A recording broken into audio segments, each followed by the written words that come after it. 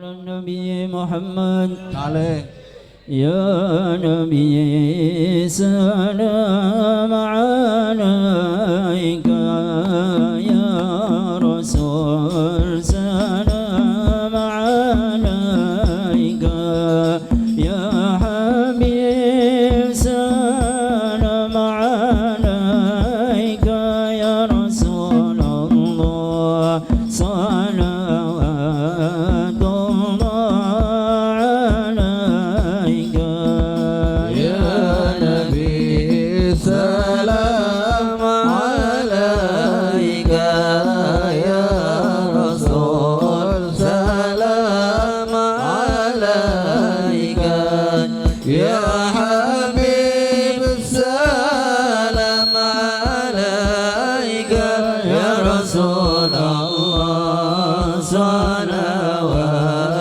الله عليك أشرق القلب دهجا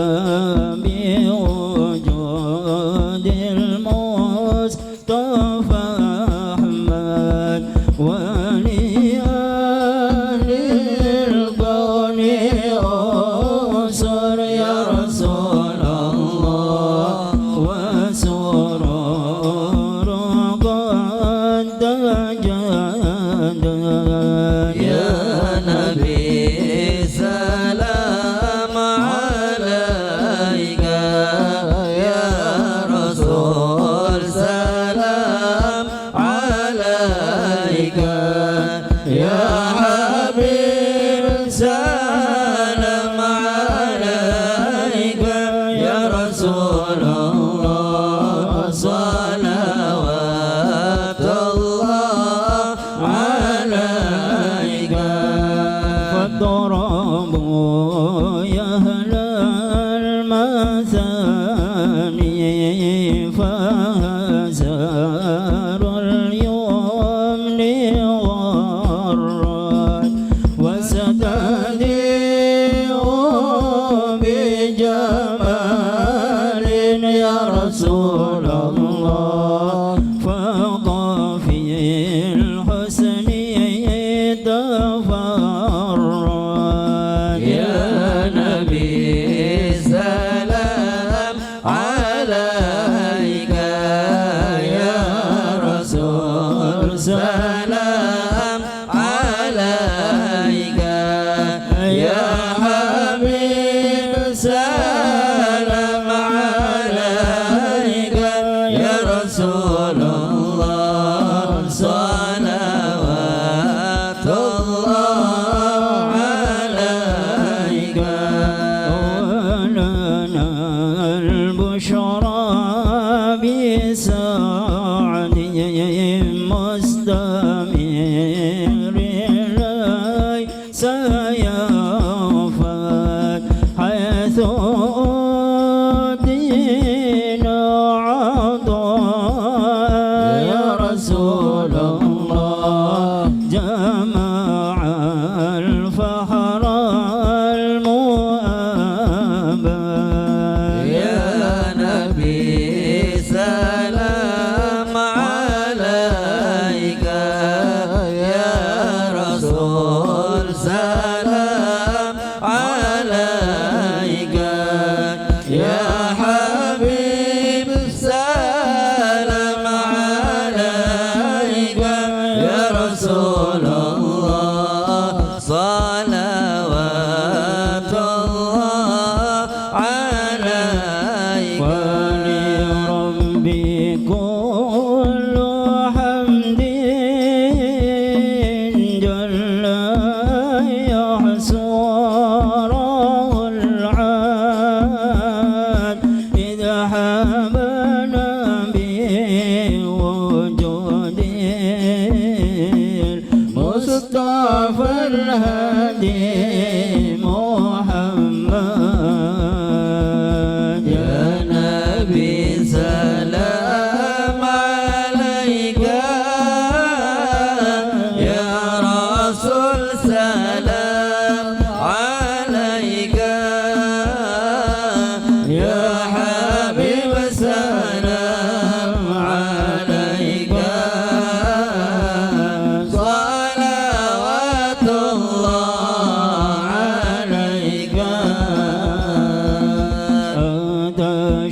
أنت بدر أنت نور فوق نوري أنت إكسير غني أنت مصباح الصدور يا نبي سلام عليك يا رسول سلام عليك يا حبيب سلام عليك صلوات الله عليك يا حبيبي يا محمد يا عروس الخافقين يا مؤيد يا ممجد يا إمام القبلتين يا نبي سلام عليك يا رسول سلام عليك يا حبيب سلام عليك صلوات الله عليك مرحبا يا مرحبا يا نور العين مرحبا جد الحسين مرحبا مرحبا مرحبا يا مرحبا يا نور العين مرحبا جد الحسين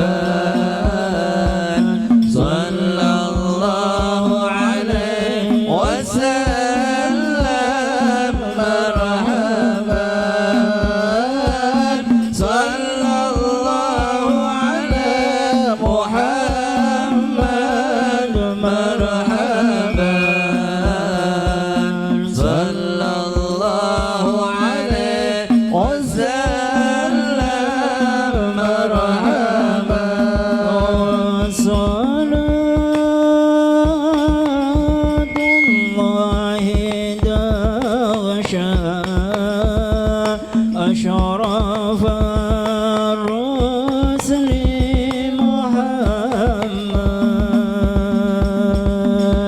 وسلام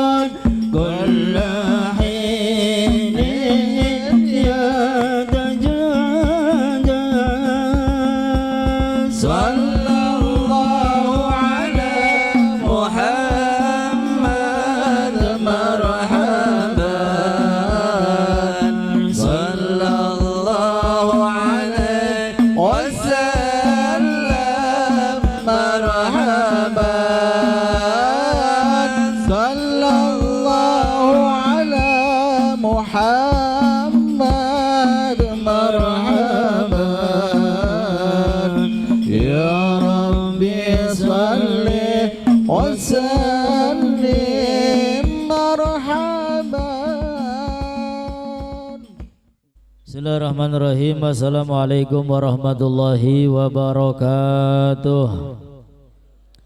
Alhamdulillah wassalatu wassalamu ala rasulillah Sayyidina wa habibina Muhammad ibn Abdullah wa ala alihi wa sahbihi wa mawalah. La hawla wa la quwwata illa billah.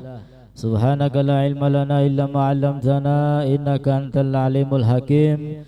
Rabbi syrah li sadri wa yassir li amri wahlul 'uqdatam min lisani yafqahu qawli, amma ba'd. Puja-puji syukur kehadirat Allah Subhanahu wa taala.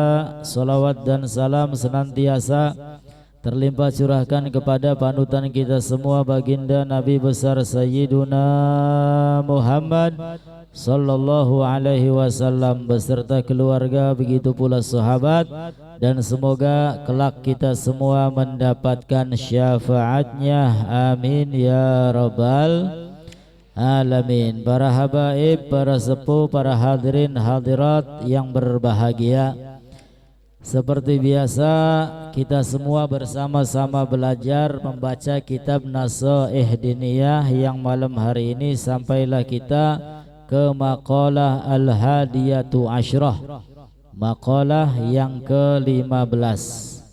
An ba'dil hukama annahu qala.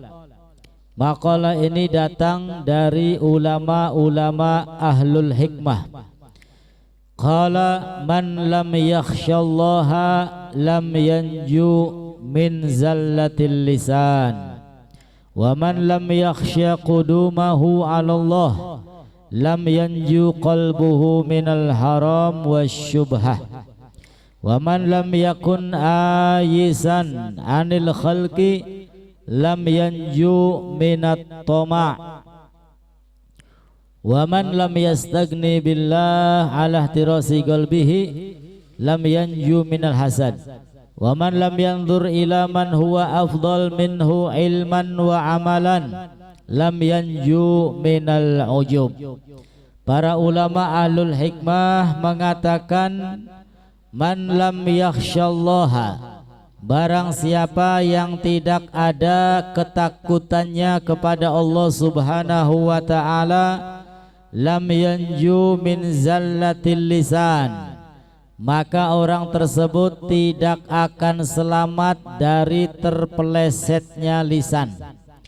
Artinya kalau orang tidak ada rasa takutnya kepada Allah, tidak ada rasa malu kepada Allah Subhanahu wa ta'ala, maka orang tersebut begitu gampang, begitu mudahnya menggunakan lisannya untuk berbuat dosa, bermaksiat kepada Allah Subhanahu wa ta'ala. Dengan lisannya dia berbohong, dengan lisannya dia menggunjing, dengan lisannya dia mengadu domba, dengan lisannya dia menghinakan orang lain. Kenapa? Karena orang tersebut tidak ada rasa takutnya kepada Allah Subhanahu wa ta'ala. Takutnya kita kepada Allah berbeda dengan takutnya kita terhadap harimau.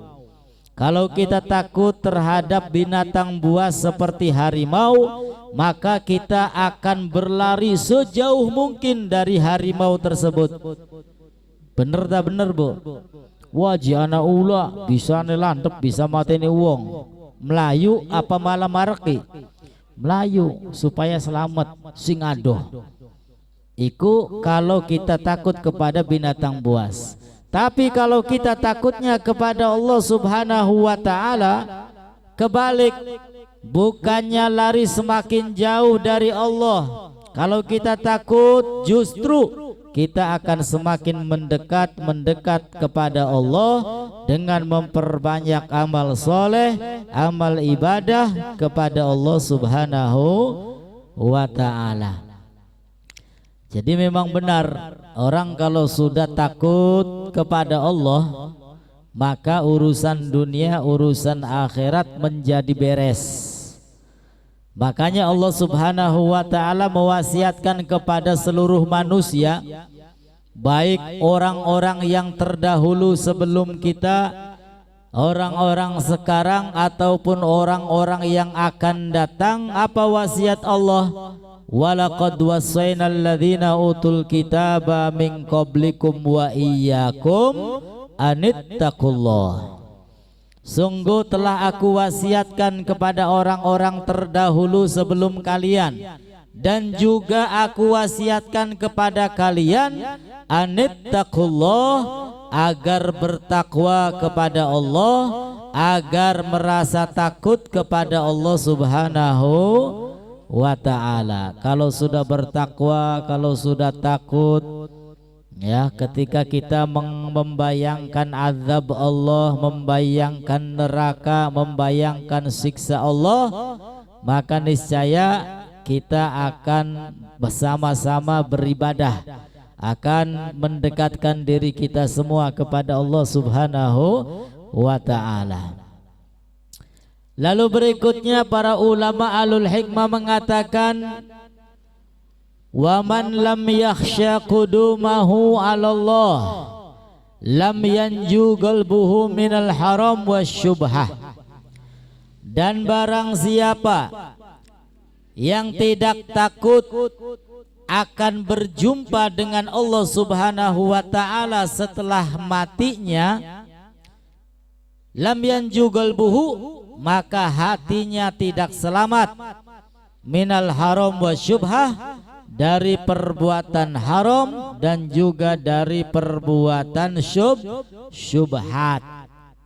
Jadi kalau ada rasa takut bagaimana nanti di akhirat, ketika kita semua dihadapkan dengan Allah, Allah tanyakan salat kita, Allah tanyakan kesehatan kita, Allah tanyakan waktu kosong kita untuk apa saja, kemudian kita merasa takut, maka insya Allah hati kita selamat. Kita semua akan berusaha menggunakan seluruh anggota badan dan juga hati kita semata-mata untuk ibadah kepada Allah Subhanahu wa ta'ala. Karena semuanya pasti akan ditanya oleh Allah Subhanahu wa ta'ala. Kalau tidak ada rasa takutnya kepada Allah, bagaimana setelah meninggal dunia di kuburan di alam akhirat? Bagaimana akan menjawab pertanyaan-pertanyaan Allah Subhanahu wa ta'ala? Gak pernah membayangkan, gak pernah ada rasa takut. Lam yanju qalbuhu minal haram wa syubhah, maka niscaya hatinya gak akan selamat dari perbuatan yang haram, juga dari perbuatan yang subhat. Apa itu subhat? Remeng-remeng beli jelas. Haram embuh, halal ya embuh, kun arane subhat. Dan lebih baik untuk kita tinggalkan kalau kita menemukan barang-barang yang syubhat. Kinki duit kita tak dudu ya, kaya-kaya deke kita tapi embuh. Ya kaya-kaya dudu deke kita, beli jelas kinki subhat. Maka kita dianjurkan untuk meninggalkan sesuatu yang syubhat. Sebab Nabi SAW bersabda, man waqa'a fi syubhat waqa'a fil haram. Barang siapa yang sering menerjang yang hukumnya syubhat, yang melakukan perkara yang syubhat, waqa'a fil haram, maka kelak suatu saat nanti dia akan melakukan perbuatan yang diharamkan oleh Allah Subhanahu wa ta'ala. Wa man lam yakun ayisan anil khalqi lam yanju minat tama, dan barang siapa yang tidak berputus daripada harapan manusia, lam yanju minat tama, dia tidak akan selamat dari rasa tamak. Ya, makanya kita ini tidak boleh berharap kepada makhluk, tidak boleh berharap kepada manusia, maka tunjukkan harapan kita semata-mata kepada Allah Subhanahu wa ta'ala. Qul huwallahu ahad, Allahus somad. Gantungkan cita-cita kita, harapan kita kepada Allah. Sebab kalau Allah sudah menghendaki kun, maka sesuatu yang indah akan menghampiri kita. Amin ya rabbal alamin. Daripada kita mengharap-harap dari manusia, mengharap-harap dari makhluk, ya, manusia kalau sering diharapkan akan lari, manusia kalau sering diminta bosan. Beda dengan Allah Subhanahu wa ta'ala, sering diminta, semakin diminta maka Allah Subhanahu wa ta'ala akan merasakan tambah senang kepada orang yang meminta kepada Allah Subhanahu wa ta'ala. Tapi manusia unggal dina dijaluki baik, ya, bosen beli bu, bosen, ya, wong ngemis ku beli ganti-ganti kian maning laka sejen tah. Iya, wong kian mesti bakal ketemu jaluk tulung, ya, beli lokat nulungi tak apa, ya, bosen. Nah, sehingga tidak boleh kita bergantung kepada manusia, bergantung hanya kepada Allah Subhanahu wa ta'ala. Sebab kalau Allah sudah menghendaki, maka Allah ta'ala akan menggerakkan manusia untuk memberikan kebaikan-kebaikan kepada kita semua. Amin ya rabbal alamin. Wa man lam yanzur ila man huwa afdalu minhu ilman wa amalan lam yanju minal ujub, dan barang siapa yang tidak melihat kepada orang yang lebih afdal, baik amal perbuatan ataupun ilmunya, lam yanju minal ujub, maka dia tidak selamat dari penyakit ujub, dari penyakit sombong. Di atas langit masih ada langit, ya, orang sekaya apapun masih ana wong sing luwih sugih, sepinter apapun masih ada orang yang lebih pinter. Ini harus sering-sering kita lihat sehingga kita merasa rendah di hadapan Allah, merasa rendah di hadapan manusia, jauh dari penyakit ujub, jauh dari penyakit sombong. Ya, sebab apa? Selalu muhasabah. Kalau kita kaya, ya, lihat bahwasanya di luaran sana masih ada banyak orang yang lebih kaya dari kita. Ya, tapi kalau ada orang kaya sing dideleng wong melarat, baya wis mlakune meteng-teng. Ya, mlakune meteng-teng gejog bumi sapelawan. Lah disangkane siraba sing sugih. Iya, Jokowi gak sugih, duitnya ngarat-ngarat. Ya. Nah, maka sering-seringlah melihat hal tersebut agar kita semua selamat dari penyakit sombong. Karena sombong itulah iblis dikeluarkan oleh Allah Subhanahu wa ta'ala dari surga. Lah kita yang belum pernah masuk surga lalu sombong, naudzubillahi min dzalik. Kalau kita merasa pinter, maka lihat di luaran sana masih banyak orang yang lebih pinter dari kita.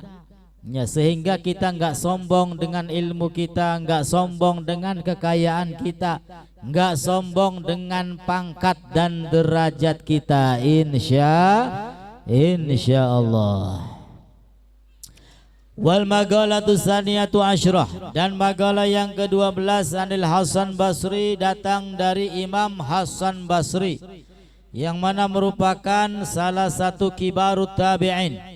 Annahu gala, beliau mengatakan inna fasadal qulub an sittati asya awaluha yudnibuna biroja'it taubah, yudnibuna birojai taubah wa ya'lamuna al-ilma wa la ya'malun wa idha amilu la yukhlisun wa ya'kuluna rizqallahi wa la yashkurun wa ma yarduna bi kismatillah wa yadfanuna mautakum wa la ya'tabirun. Al-Imam Hasan Basri beliau mengatakan, memberi nasihat untuk kita semua, inna fasadal qulub, sesungguhnya rusaknya hati, an sittati asya, disebabkan dengan 6 perkara. Hati ini menjadi rusak, ya, menjadi keras, enggak lembut, enggak lunak, enggak bersih. Penyebabnya ada 6 perkara kata beliau. Yang pertama, yudhnibuna birojai taubah, mereka semua senantiasa melakukan dosa, senantiasa bermaksiat, birojai taubah, namun dengan mengharapkan taubat kepada Allah Subhanahu wa ta'ala. Di dalam catatan yang lain, birojair rahmah, berbuat dosa namun mengharapkan kasih sayang dari Allah Subhanahu wa ta'ala. Wis beli papalah sekin gawe dosa madraga Gusti Allah Maha Rahmat Maha Rahim. Wis beli papa gawe dosa madraga Gusti Allah Maha Pengampun. Nah ini yang seperti ini kata beliau akan merusak hati. Ya, oli rahmate beli, oli ampunan sing Gusti Allah beli, malah ngumpulaken dosa, ngumpulaken maksiat. Naudzubillahi min dzalik. Ini perkara yang pertama yang merusak hati, berbuat dosa dan mengharapkan taubat, berbuat dosa dan mengharapkan kasih sayang dari Allah Subhanahu wa ta'ala. Maka tinggalkan dosa-dosa itu sekecil apapun, ya, karena di balik dosa ditakutkan ada murka Allah Subhanahu wa ta'ala, ya, karena nggak tahu murkanya Allah itu disembunyikan oleh Allah Subhanahu wa ta'ala. Ya, sebagaimana telah disampaikan pada minggu-minggu yang lalu, Allah ta'ala menyembunyikan beberapa hal. Di antaranya Allah ta'ala menyembunyikan murkanya di balik dosa-dosa, ya, dosa kecil, dosa besar, kita nggak tahu di mana Allah ta'ala menyembunyikan murkanya, menyembunyikan kemarahannya. Bisa jadi ada orang yang dimurkai oleh Allah lantaran melakukan perbuatan dosa walaupun dosa tersebut kecil. Nah, sehingga sekecil apapun sebisa mungkin selamatkan diri kita dari perbuatan dosa, insya Allah. Lalu beliau mengatakan wa idza amilu la yukhlisun. Yang kedua, wa ya'lamunal ilma wala ya'malun. Perkara yang bisa merusak hati adalah ya'lamunal ilma, dia mengetahui ilmu, wala ya'malun, namun tidak mau mengamalkan. Ya, ini berat untuk kita yang setiap malam Rabu menuntut ilmu. Kadang-kadang kita dapat ilmu tapi belum diamalkan. Ya, ini bisa merusak hati. Namun kita semua tidak boleh berputus asa. Ya, duduk di majelis ilmu, carilah ilmu. Ya sebisa mungkin kita niatkan ilmu-ilmu tersebut kita amalkan walaupun cuman satu kali. Ya, walaupun sekali amalkan. Misalkan membahas tentang sedekah, ya walaupun sepisan lah, walaupun kepaksa. Medit misalnya beliau sedekah, ya walaupun kepaksa amalkan. Ya bisa jadi dengan amal perbuatannya tersebut yang perdana. Ya bagi orang yang pelit nggak pernah sedekah, perdana dia sedekah, bisa jadi mendapatkan hidayah, mendapatkan taufik, sehingga dia menjadi orang yang senang untuk sedekah. Amin ya rabbal alamin. Ketika membahas sholat sunnah duha, amalkan walaupun sekali, walaupun 2 rakaat. Ya dengan harapan mudah-mudahan mendapat hidayah, mendapat petunjuk, sehingga dia senang untuk menjalankan sholat duha terus-terusan sampai akhir hayat. Amin ya rabbal alamin. Karena berat orang yang punya ilmu namun tidak mengamalkan ilmunya, ini bisa merusak hati. Ya merusak hati. Nah, sehingga niatkan kita nuntut ilmu untuk diamalkan. Lalu kata beliau, wa idza amilu la yukhlisun. Perkara yang bisa merusak hati apabila beramal la yukhlisun, dia tidak ikhlas. Ya, sedekah beli ikhlas, nulung uang beli ikhlas, dodok ning majelis ilmu beli ikhlas. Apapun amal perbuatannya, apapun amal kebaikannya yang tidak didasari dengan ikhlas, ya ini bisa merusak hati. Lalu kata beliau, wa yakuluna rizqallahi wa la yashkurun.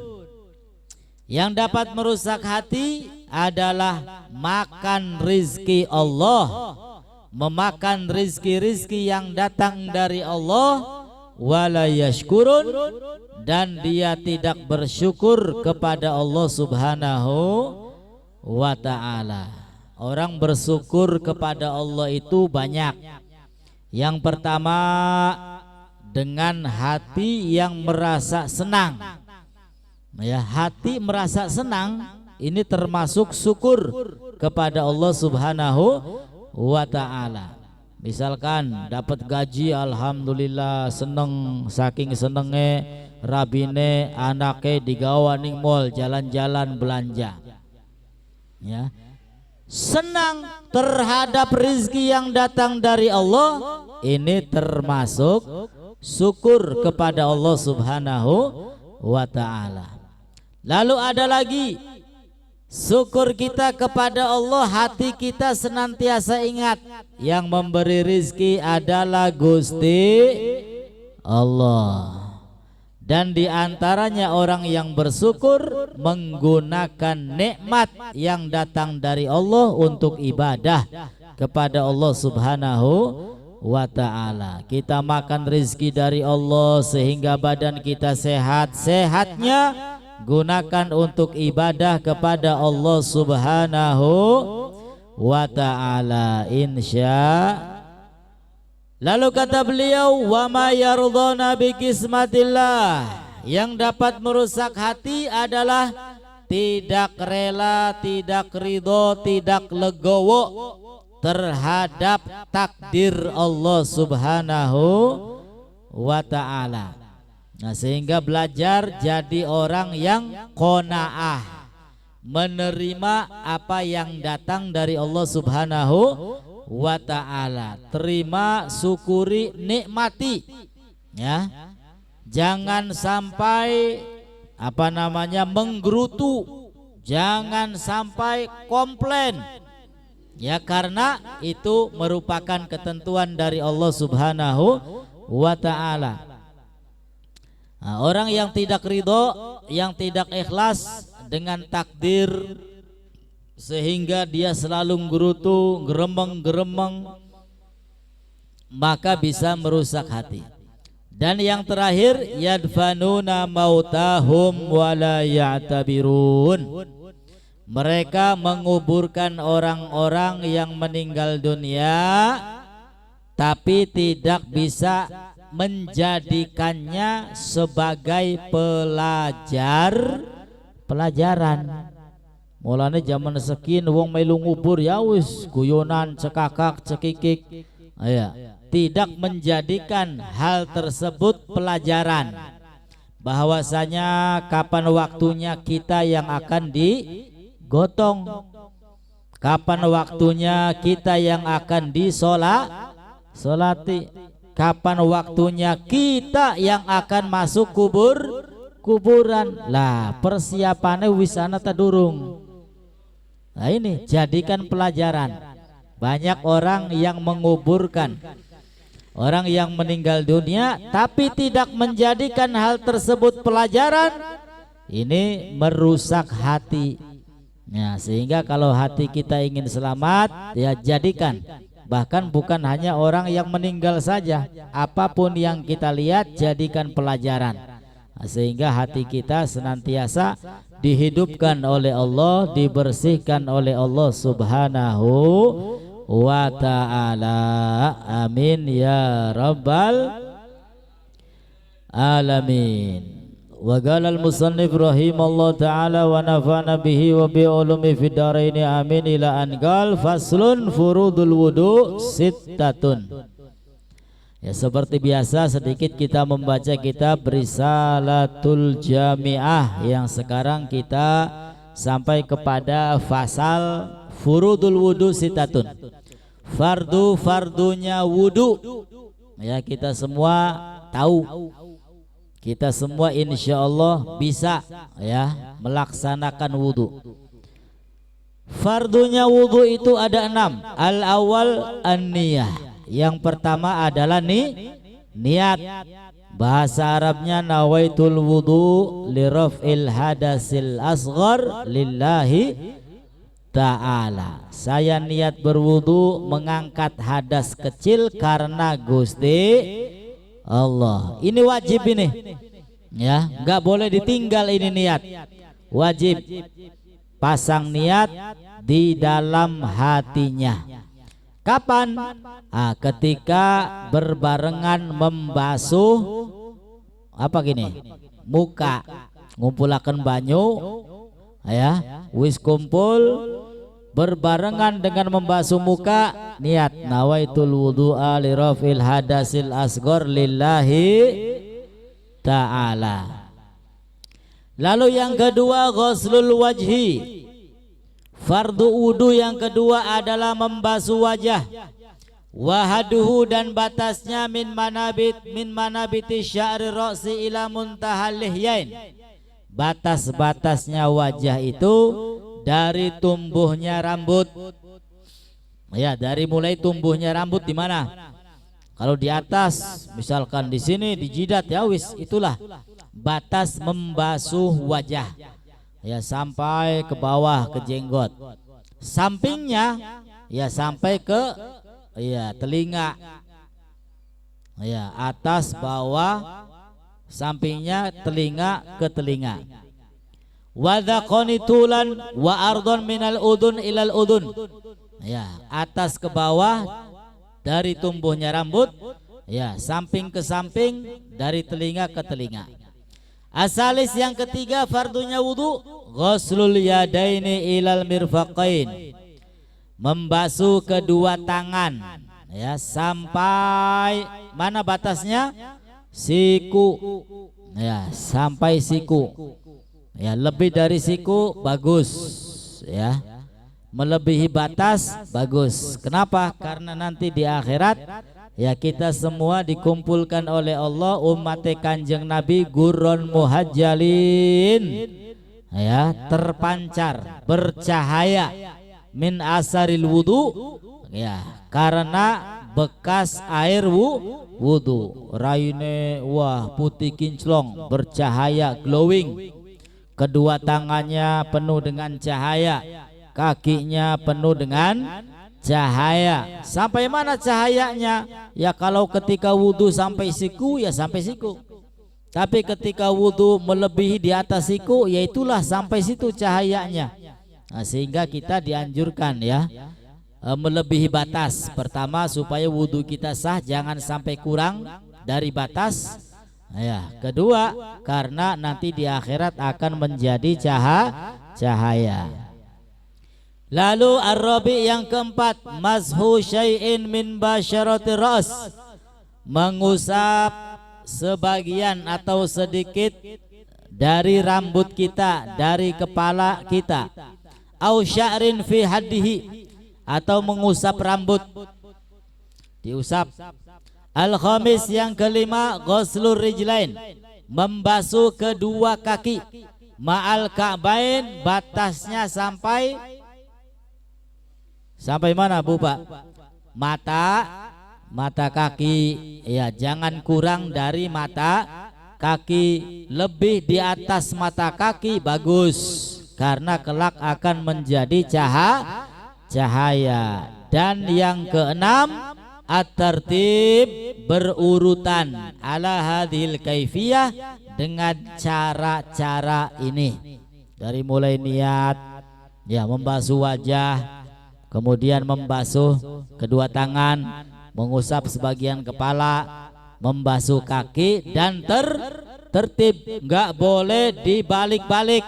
Basuh sikil baik dikit lah ya, tangannya kari-karian baik boleh, wudune beli sah ya, atau beli usan niat mading lah ya, maderga laka tangga sing weruh, laka wong sing weruh ya, bagian laka sing weruh. Tapi kalau dia tidak niat, maka wudune beli sah. Nah, kemudian ketika kita membasuh tangan, ketika membasuh kaki, ketika membasuh wajah, di situ ada sunnah-sunnah. Di antaranya ya, membasuh muka 3 kali sunnah, membasuh tangan 3 kali sunnah, kaki 3 kali sunnah. Dan ada lagi ya, namanya takhlil pakai ho. Khallala yukhallilu takhlilan, menyela-nyelai. Ketika kita membasuh muka, maka yang punya jenggot apa maning jenggote kandel, disunahkan untuk menyela-nyelai jenggot. Pokatan anak banyu sing beli tekang ketutup kenang jenggot ya, ini sunnah ya. Disela-selai dengan apa? Dengan jari. Disela-selai dengan jari. Kemudian ketika membasuh kedua tangan juga disunahkan disela-selai ya, disela-selai. Dan sunnahnya menyela-nyelai tangan itu ya, bukan seperti ini, bukan, tapi dari atas ya. Contohnya menyela-nyelai apa gini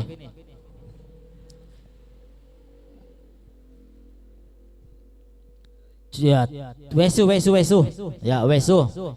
Tangan kita begini, disela-selai dari atas ke bawah ya, dari atas aja. Mengkenen baik, mengkenen beli papa, tapi lebih afdol dari atas ya. Kemudian kaki juga dari ke kiri juga dari atas ya, ini sunnahnya. Jadi menyela-nyelai jari dari atas ya. Dari bawah nggak apa-apa, dapat sunnah, tapi yang afdol dari atas. Kemudian ketika menyela-nyelai kaki ya, itu juga disunnahkan, paling afdolnya menyela-nyelainya dengan jari manis. Di jari manis kok, jentik ya, jentik, disela-selai dengan jentik. Ini sunnahnya yang paling afdol. Pendatekin sikil gini, maka dimulai menyela-nyelainya dari jentik, pakai jentik ya. Berarti priben kuno kin sikil ya, lagi basuh sikil, berarti nyela-nyelainya pakai jentik ya, urut jentik, kelingking, tengah ya, penuduh, sela-selai sikil gini contohnya. Sela-selai pakai jentik ya, pakai jentik. Kemudian pindah ke kiri ya, sikil kiwe, maka dimulainya dari jempol Ya, urut. Baka kin jentik, urut kin jempol. Nganggo jentik maning. Nyela-nyelai sikil. Ya. Nyela-nyelaine nganggo jentik. Urutane sing jentik mengjentik. Wis konon gampang. Menyela-nyelai sikil, jeriji sikil nggih. Ya, pakai jentik dan urutannya dari jentik ke jentik. Dimulai dari jentik, akhirnya jentik maning. Paham beli Pak? Paham ya? Itu sunnahnya menyela-nyelai. Jadi ada 3. Ketika membasuh muka, jenggotnya disela-selai, apa maning sing kandel. Ya. Ketika membasuh tangan, ya, nyuci tangan atau membasuh tangan disela-selai. Kemudian membasuh kaki juga disunahkan untuk menyela-nyelai. Ya, kenapa? Supaya yakin airnya itu masuk tembus kulit kita semua. Ya, kalau kita wudunya baik, wudunya bagus, maka insya Allah kesalahan mata kita, kesalahan tangan kita, kesalahan anggota badan kita, ya, akan diampuni oleh Allah Subhanahu wa ta'ala. Amin ya rabbal alamin. Ad-darsus sadis wallahu a'lam bisawab. Mudah-mudahan manfaat untuk kita semua. Yang sakit segera diberi kesembuhan oleh Allah. Mudah-mudahan kita semua dilapangkan rezekinya oleh Allah, diijabah hajat-hajat kita, panjang umur, sehat afiat dan kelak husnul khatimah. Ala hadiniya wa likuliniya salihah wa ila hadratin nabi. Al-Fatihah. A'udzu billahi minasyaitonir rajim. Bismillahirrahmanirrahim. Alhamdulillahirabbil alamin arrahmanir rahim maliki yaumiddin. Iyyaka na'budu wa iyyaka nasta'in. Ihdinas siratal mustaqim siratal ladzina an'amta 'alaihim ghairil maghdubi 'alaihim waladdallin.